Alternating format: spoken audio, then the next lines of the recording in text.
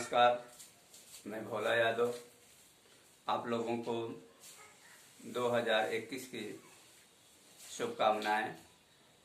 आप अपने मंजिल पर सीढ़ी दर सीढ़ी चढ़ते जाएं, ये मेरी भगवान से प्रार्थना है। बच्चों, अच्छे मार्क्स लाने के लिए हमें हर चैप्टर को गेस करना पड़ता है कि हम किस चैप्टर से कितने नंबर के मार्क्स आएंगे और किस तरह के क्वेश्चन आएंगे। ये सबसे बड़ा मूल इम्पोर्टेंट होता है। अगर हम केमिस्ट्री के हर चैप्टर का स्टडी करें और उससे ये स्टडी करें कि किस तरह का क्वेश्चन पूछता है, तो हम कम मेहनत में अच्छे मार्क्स, अच्छी सफलता अर्जित कर सकते हैं। देखिए, बिना किसी तकनीकी का, बिना किसी विचार का, बिना सिद्धांत का अगर हम काम करेंगे तो यही होगा कि 24 घंटे काम करेंगे और सफलता हमें बहुत कम मिलेगी। इसलिए हमें एक नियम, योजनाबद्ध काम करना होगा स्टडी का, चैप्टर बाय चैप्टर, और ऑल सब्जेक्ट में अच्छे मार्क्स लाना होगा। तो ये हमारा जो था, आज हम शुरू करने जा रहे हैं क्लास 11th की बैलेंसी चैप्टर से संकरण, हाइब्रिडाइजेशन। बच्चे, हम बताने जा रहे हैं संकरण का अर्थ होता है दो गुण, ठीक है। ये संकरण जो है इसका बहुत विस्तृत रूप है। जैसे आज जितने भी बीज आ रहे हैं, धान, गेहूं की, सब पर लिखा रहता है संकर बीज। इसका मतलब होता है कि उसमें दो तरह के गेहूं की प्रजातियों को मिलाकर के एक अच्छी क्वालिटी की बीज को तैयार किया जाता है, वो हाइब्रिड बीज होता है। अंतरजातीय जो होता है, ठीक ना, ये हाइब्रिड होते हैं। तो चूंकि हम केमिस्ट्री बताने जा रहे हैं, तो इसमें हाइब्रिड जो होता है, हाइब्रिडेशन जो होता है, वो तत्वों के ऑर्बिट, कक्षक के बीच होता है। जैसे S, P, D और F, ये उपकोष हैं जिनके ऑर्बिट होते हैं, कक्षक होते हैं। S के 1 होता है, P के 3 होते हैं और D के 5 होते हैं और F के 7 होते हैं। ये कॉमन चीजें हमें जानना जरूरी है। हाइब्रिडेशन के लिए देखिए, इसको जो है PX, PY और PZ से प्रदर्शित करते हैं। तो संकर का अर्थ होता है जब S और P कक्षक जब आपस में संयोग हो जाते हैं और संयोग करके जब एक नए यौगिक का निर्माण करते हैं या बनते हैं, तो उसे हम कहते हैं संकर, ठीक ना। संकर जब 2 या 2 से अधिक S, P या D, F ऑर्बिट आपस में संयोग करके जब एक यौगिक बनाते हैं, एक बॉन्ड बनाते हैं, एक यौगिक का निर्माण करते हैं, उस यौगिक को, अगर यौगिक बनता है तो उसे हम कहते हैं हाइब्रिड कंपाउंड्स। जो अणु बनता है उसे हम हाइब्रिड मॉलिक्यूल्स कहते हैं, ठीक है ना। तो यह हाइब्रिडेशन जो होता है वह 3 प्रकार का होता है। पहला होता है sp संकरण, दूसरा सेकंड जो होता है वह sp2 संकरण, और तीसरा जो होता है वह sp3 संकरण। ये आपके सिलेबस की बात है, ठीक है। इसका मतलब हुआ, पहले में एक S और एक P कक्षक जब आपस में संयोग करते हैं तो जो यौगिक बनता है वह हाइब्रिड यौगिक होता है और इसे हम हाइब्रिड कहते हैं, यानी sp संकरण कहते हैं। जब एक S और 2 P कक्षक जब आपस में संयोग करते हैं तो उसे हम sp2 संकरण कहते हैं। जब एक S कक्षक और 3 P कक्षक जब संकरण करते हैं, एक साथ जब संयुक्त होते हैं, मिलते हैं, तो उन्हें हम sp3 संकरण कहते हैं। अब प्रश्न ये बनता है बच्चे कि ये संकरण होता क्यों है। देखिए, जब 2 कक्षक की, मान लीजिए कि S और P हैं, इनकी ऊर्जा, ठीक है, और आकार इनका लगभग सेम हो जाए और ऊर्जा भी लगभग सेम हो जाए, मतलब थोड़ा बहुत डिफरेंस रहे, उस अवस्था में क्या होता है कि S ऑर्बिट का इलेक्ट्रॉन जो है इससे निकलता है और P ऑर्बिट में जा करके भर जाता है, या s ऑर्बिट का इलेक्ट्रॉन निकलता है और d ऑर्बिट में भर जाता है, या p से निकलता है d में भर जाता है। और इस तरह से जो कंपाउंड्स जो यौगिक बनते हैं उन्हें हम sp3 संकरण कहते हैं। जैसे में हम एग्जाम्पल के रूप में अब आपको ले चल रहे हैं sp संकरण से, ठीक है, sp संकरण। नाम से जैसे पता है कि एक s ऑर्बिटल और एक p ऑर्बिटल जब आपस में संयुक्त होते हैं, मिलते हैं, तो उसे हम sp संकरण कहते हैं। और यह संकरण किसी भी तत्व के बाहरी कोश में उपस्थित जो कक्षक होते हैं, जो इलेक्ट्रॉन होते हैं, उनके बीच होता है। और उनके भी बीच में जो इलेक्ट्रॉन की डायरेक्शन होती है, जैसे ऑर्बिट में दिखाया जाता है कि एक अप राइट भरता है और एक डाउन, इनके बीच संयोग होता है, ठीक है। तो यह sp संकरण जो है बनता है, जैसे ये बन गया B बेरिलियम Cl2, या दूसरा हो गया C2H2। ये ऑर्गेनिक कंपाउंड्स में, ऑर्गेनिक केमिस्ट्री में, और यह इनऑर्गेनिक केमिस्ट्री में, दोनों में बनता है। तो हम दोनों का अध्ययन एक साथ करेंगे। अब देखिए बेरिलियम का होता है 4, 1s2 2s2, ये हो गया इसके जो है। और क्लोरीन का होता है 17, यानी 1s2 2s2 2p6 3s2 और 3p5, ठीक है ना। अब हम इसमें दिखाने जा रहे हैं हाइब्रिड जो है इनके बीच हो रहा है और इनके बीच, ठीक है ना। कैसे हो रहा है?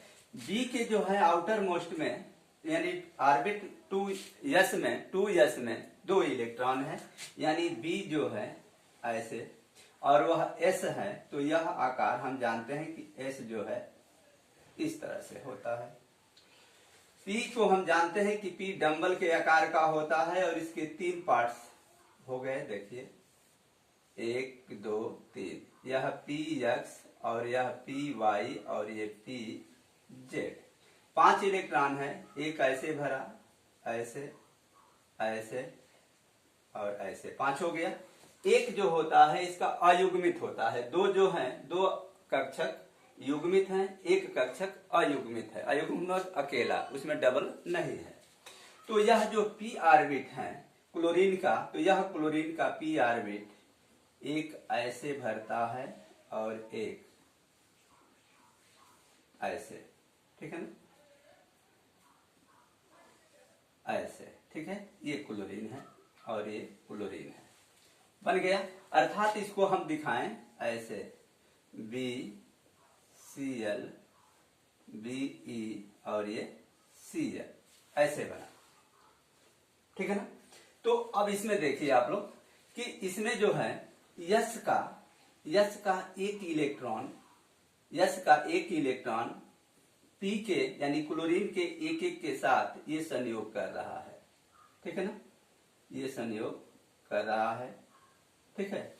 तो यही जो है क्या हो गया, एक यश यानी B के बोरान का जो है Be, बोरान का ये यश, और P जो है क्लोरीन के P से यह संयोग किया और यह बना sp संकरण, sp संकरण। अब हम चूंकि इनकी ज्यामितीय स्ट्रक्चर देखेंगे, ज्यामितीय संरचना, इसकी संरचना क्या बनती है, तो हमें पता है कि एक बिंदु पर 360 अंश का कोण बनता है, ठीक है। तो यह बिंदु हो गया और इस पर इनके बीच बनने वाला कोण हो गया।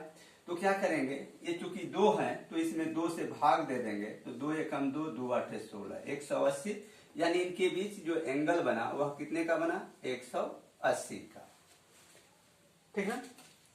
कितने का बना, 180 का। ये जो हो गया यह बेरिलियम क्लोराइड के बीच का, BeCl2 के बीच का sp संकरण हो गया, जिनके बीच 180 डिग्री का एंगल बनता है। ये देखिए संरचना होगी। अब हम दूसरा दिखाने जा रहे हैं आपको, C2H2 का। अब देखिए आप लोग, इसको समझाने का प्रयास मैं यहां कर रहा हूं।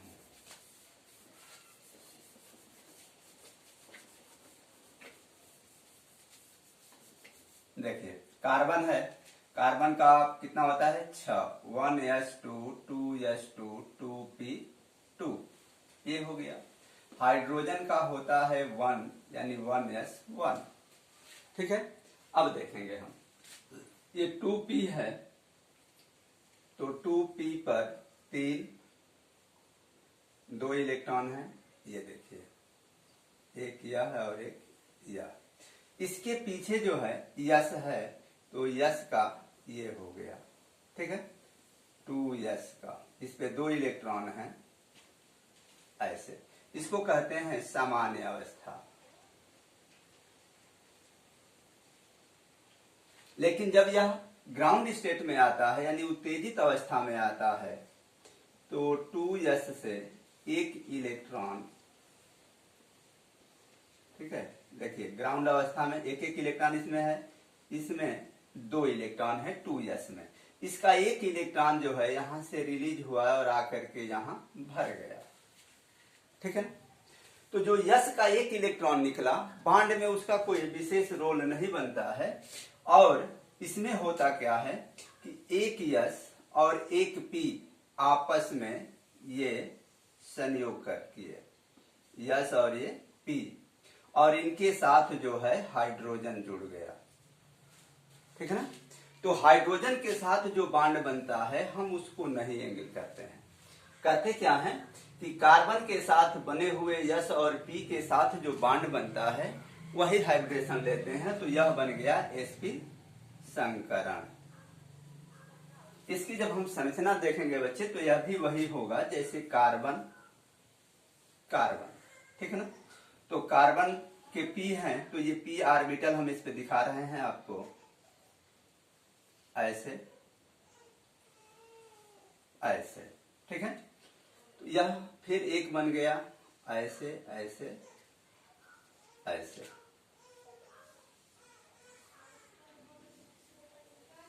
ऐसे यह जो एक्सिस पर बना ये बीच में इनके, इसी को हम कहते हैं pz।